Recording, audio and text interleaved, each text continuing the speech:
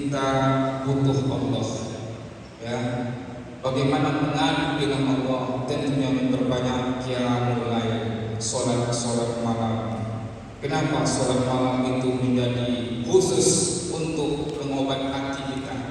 Karena mengadu kepada Allah itu di jalur yang tenang, di jalur yang khusyuk, tentunya sepertiga malam akhir itulah kita perbanyak berdoa, bermunajat kepada Allah, minta ampun kepada Allah, menangis di hadapan Allah, bukan menangis di hadapan sosmed, media, Facebook, Instagram dan sebagainya, tapi menangislah di malam malam orang tertidur, kita mengadu kepada Allah Subhanahu wa Ta'ala.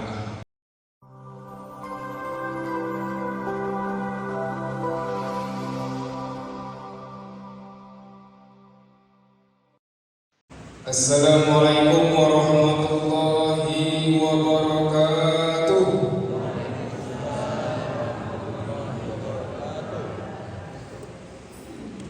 Bismillahi masyaallah. Bismillahi tawakkaltu ala Allah. Bismillahi la hawla wa la quwwata illa billahil aliyyil azim. Alhamdulillahi rabbil alamin. Khalaqal insana fi ahsani taqwim. Summa radadnahu asfala safilin. Ashhadu an la ilaha illallah wahdahu la syarika lah, wa ashhadu anna sayyidina Muhammadan abduhu wa rasuluh la nabiyya ba'dahu. Allahumma shalli wa sallim ala sayyidina Muhammad wa ala alihi wa sahbihi rasulillahi ajma'in. Wa qala Allah ta'ala fil Qur'anil Karim.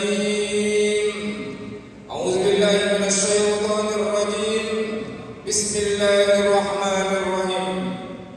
Wa ta'awanu 'alal birri wat taqwa wa la ta'awanu 'alal ismi wal 'udwan.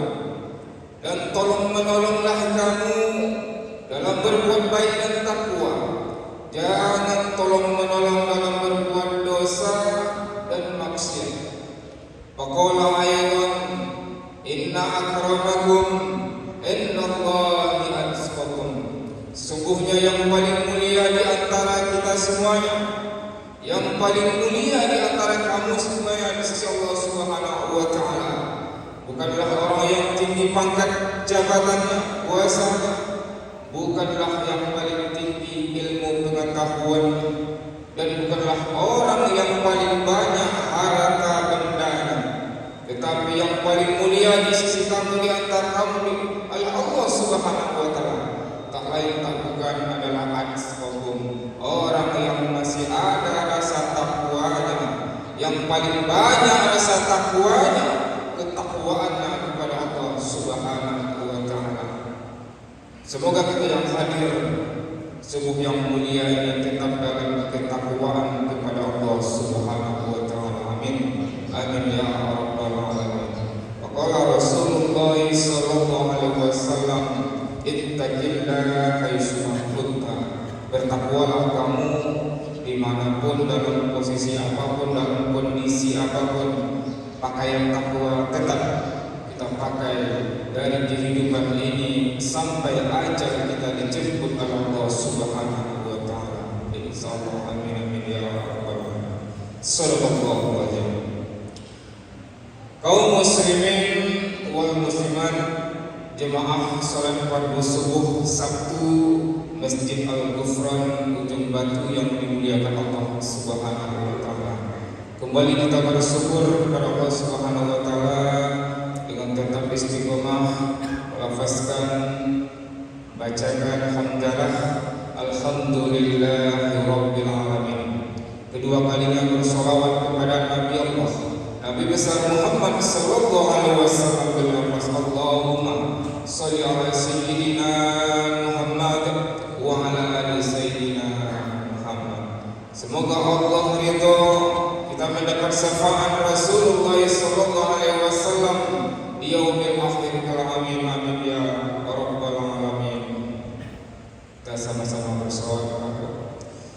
Sallallahu ala Muhammad, sallallahu alaihi wasallam, sallallahu ala Muhammad, sallallahu alaihi wasallam.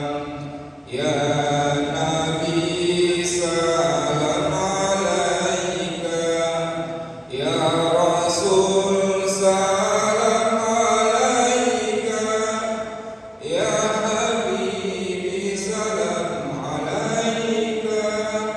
Salawatullah alaika, sallallahu ala Muhammad, sallallahu alaihi wasallam, sallallahu ala Muhammad, sallallahu alaihi wasallam.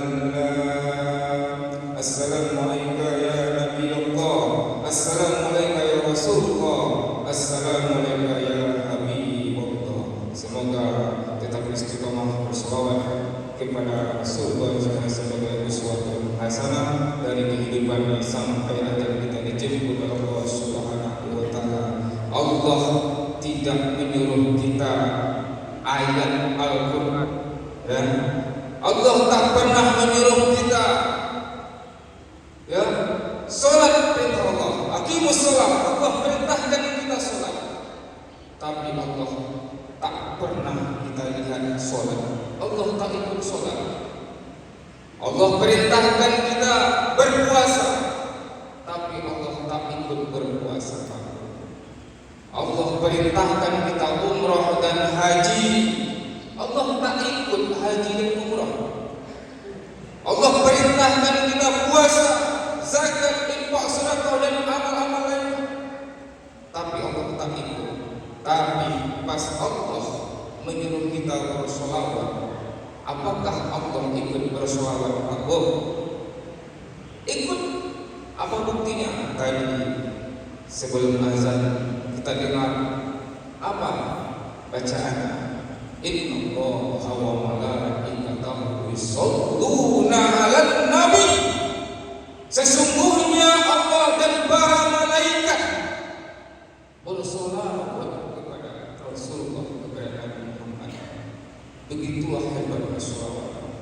Artinya apa? Tetap istiqomah kita menjadikan baginda Rasulullah sebagai uswatun hasanah. Insyaallah.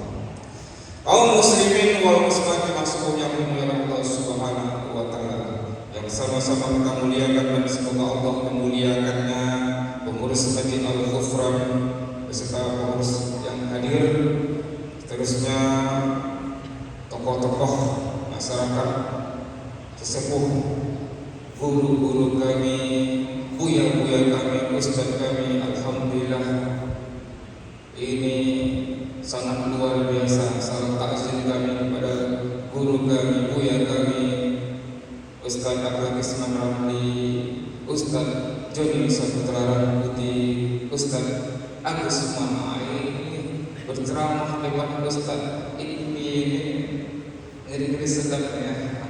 Insyaallah sesama kita tetap ilmu yang sedikit kita bagi dan kita amalkan. Untuk apa ilmu yang banyak tak dibagi dan juga tak diamalkan? Insyaallah yang sedikit ini kita bagi, kita share dan kita amalkan insyaallah.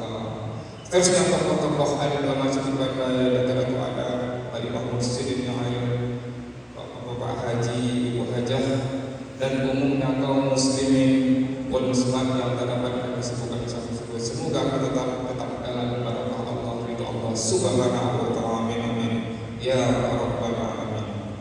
Kaum muslimin wal muslimat rahimakumullah. Subuh yang mulia ini kita akan membahas tentang obat hati.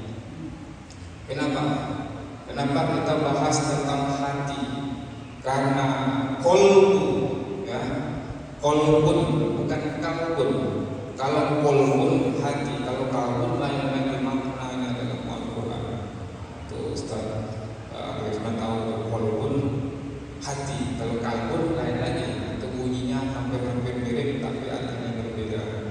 Jadi hati ini yang kita bahas. Kenapa harus hati? Karena manusia ini sesungguhnya terdiri dari dua komponen, ada jasmani, ada rohani. Kalau jasad manusia ini, tubuh manusia ini, mungkin induknya adalah kepala kita. Nampak kepala kita, ada otaknya. Tapi kalau rohani kita, raga jiwa kita, itu adalah hati, kolbu. Maka jasmani dan rohani ini perlu kita beri nutrisi, perlu kita beri vitamin, perlu kita beri makan. Kenapalah kita hanya memikirkan perut besar kita, jasad kita jasmani itu diberi vitamin, diberi makanan, minuman. Kita hanya memikirkan makanan jasmani kita, makanan jasad kita, makanan tubuh kita, tapi jarang kita mungkin memikirkan memberi makan roh kita, hati kita, kolbu kita, jiwa kita. Jangan biarkan kelaparan jiwa hati kita ini. Jangan biarkan kelaparan hati jiwa kita ini. Kami tidak tahu apa makanan roh. Kami tak tahu apa makanan jiwa. Kami tak tahu apa itu makanan kolbu hati kita. Kalau jasad jasmani kita, makanannya itu mungkin tak nasi goreng, tak roti, tak pecel, tak tahu. Semua makanan yang ada di rumah makan, di sekitar kita bisa kita makan untuk jasmani kita. Tapi hati kita juga perlu makan baku. Maka kalaulah tidak diberi makan hati kita, kolbu kita, jiwa kita, maka akan kelaparan dia, maka akan menjadi sakit dia. Untuk itu obat hati. Apa obat hati yang pertama? Kalau hati kita ini menurut ulama kan terbagi tiga. Ada yang namanya qalbun salim. Qalbun salim artinya hati yang sehat, hati yang selamat, hati yang menyelamatkan. Ada yang kedua namanya qalbun marid, hati yang sakit. Dan yang ketiga ada namanya qalbun mayyit, hati yang mati, mayit mati. Apa bedanya? Sangat berbeda sekali. Maka kita istiqomah, kita berharap hati-hati kita semua ini tetap dalam qalbun salim. Amin amin ya rabbal alamin. Kalau hati sakit, kalau qalbunnya marid, sakit, tentu ada obatnya. Obatnya apa? Tentu kembali kepada Al-Quran dan Sunnah Rasulullah SAW. Yang pertama, kalau hatinya sakit, yang pertama obatnya qiraatul Quran. Al-Quran sebagai imam kita, Al-Quran sebagai pedoman hidup kita, Al-Quran sebagai petunjuk dalam kehidupan kita ini. Banyak kita yang ada Al-Qurannya tapi tak sempat membacanya.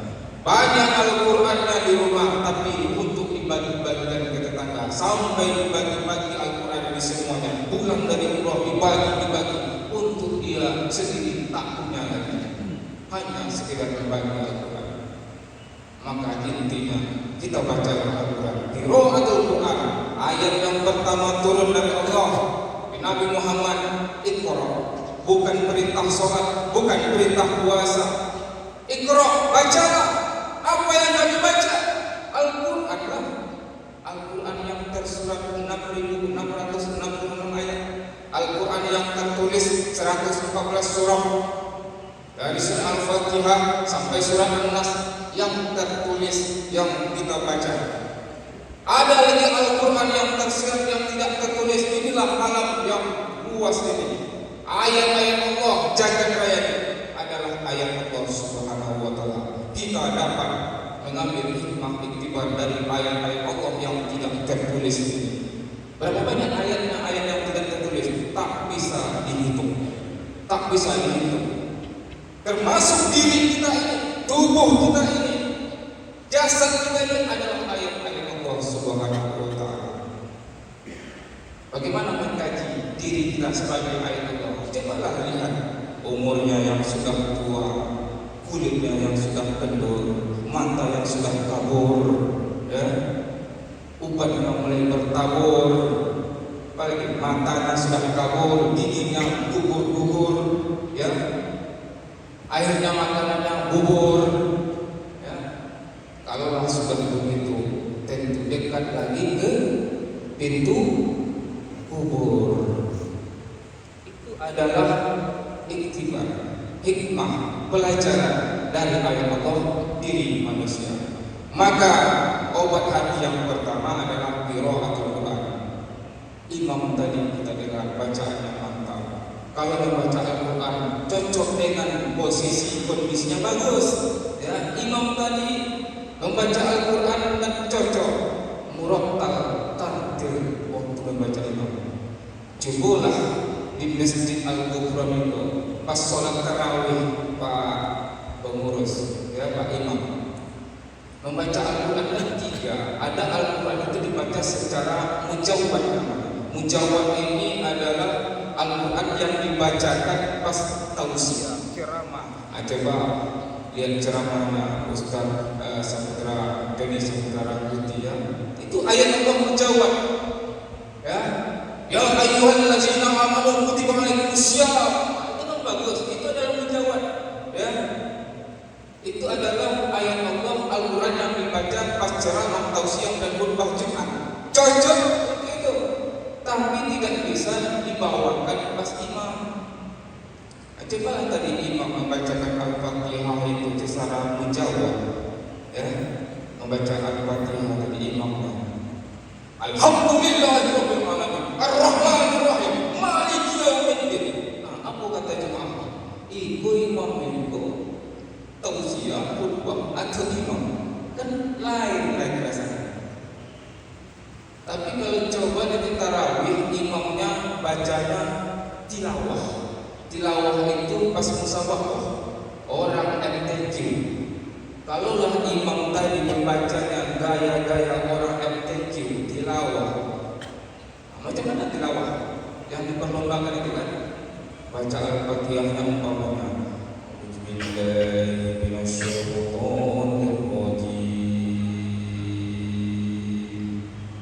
dia bilang kan, kalau imam baca surat tarawih pakai tilawah, Bismillahirrahmanirrahim. Semalam yang tarawih itu Pak, semalam yang ramai yang tarawih kedua tak ada makna. Ya, kalau tilawah yang dibacakan Pak Imam kan, bilu selesainya, ya kan? Artinya apa? Qiraatul Quran cocok, bagus, murattal, tartil kan. Bismillahirrahmanirrahim. Alhamdulillahirabbil alamin. Artinya cocok ya bacaannya untuk imam. Artinya inilah, ya, artinya obat. Kenapa Al-Quran membaca Al-Quran sebagai obat? Karena akan menyentuh hati kita. Orang sakit dibacakan Al-Quran tak marah ya. Ada ibu-ibu yang sakit gigi, ada mendengar orang baca Quran, anak baca Al-Quran, marah dengan ibu. Ibu sakit gigi itu, sedang demam, ibu dibacakan Al-Quran oleh anak itu, marah tak ibu? Kalau marah itu banyak syaitan itu, ya. Ada tidak bapak sedang demam, anaknya baca Quran, marah tidak bapak membacakan Al-Quran? Tapi kalau ibu sakit gigi, ya, ada lagu dangdut di sampingnya besar, speaker besar, gimana kira-kira? Ada lagu DJ, ada dangdut kiri kanan, marah tidak? Kalau baca Quran kok tak marah? Ke hati lagi Al-Quran. Begitulah hebatnya Al-Quran. Maka tetaplah istiqomah kita qiraatul Quran, baca Al-Quran. Kalau bisa baca Al-Quran penuh, artinya Al-Quran full 30 juz. Sanggup baca Al-Quran 30 juz, alhamdulillah bagus. Matanya lebih bagus baca Al-Quran, matanya masih bisa melihat ayat Allah. Tapi tak sanggup 30 juz. Juz 30 saja, tak masalah. Tak sanggup 30 juz, baca juz 30 atau juz amma. Boleh, tak masalah, tetap baca Al-Quran. Kami tak sanggup membaca 30 juz Ustaz, tak sanggup yang juz 30 juz sama Ustaz. Baca saja yang namanya hati atau jantung Al-Quran. Yang mana hati Al-Quran, jantung Al-Quran? Yasin. Baca Yasin saja. Ini tolong bantu memandang Al-Quran. Tak sanggup baca banyak lagi, baca aja jantung hati Al-Quran Pak, yang tak sanggup melihat Al-Quran, ya. Atau apa? Baca surah Yasin. Tapi jangan baca Yasin di depan telinga bapak di rumah.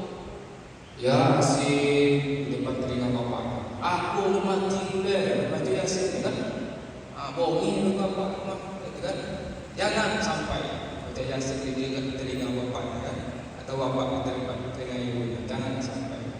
Tak sanggup juga baca Yasin jantung Al-Quran. Bacalah yang namanya 30. Tahu 30? Al-Ikhlas, Qul huwallahu, Al-Falaq, Qul a'udzu birabbil falaq, An-Nas, ya, Qul a'udzu birabbin nas. 30 itu kata ulama kita, kalau tak sanggup baca 30 juz 30 tak baca Yasin tak sanggup, sanggupnya cuma 30 sama dengan menghantamkan Al-Qur'an 30 itu. Ya, untuk kita yang posisinya tak sanggup baca yang banyak. Tak sanggup lagi baca 30. Baca yang namanya Induk Al-Quran, Ummul Quran. Yang mana? Al-Fatihah. Itu induknya Al-Quran. Betul-betul tak sanggup baca kul, tak sanggup baca Yasin. Baca induknya Al-Quran. Tapi kalau tak sanggup lagi baca Ummul Quran, Induk Al-Quran, apa yang dibaca? Tak sanggup baca Al-Fatihah, apa yang dibaca? Inna lillahi wa inna ilaihi raji'un. Itu dibaca, ya. Betul, baca yang berat tingkatkan inna lillahi. Artinya apa? Qiraat sebagai obat hati. Yang kedua, apalagi obat hati? Obat hati yang kedua adalah berkumpul dengan orang-orang yang soleh. Kita insya Allah menjadi orang yang soleh dan solehah di subuh Sabtu yang mulia ini.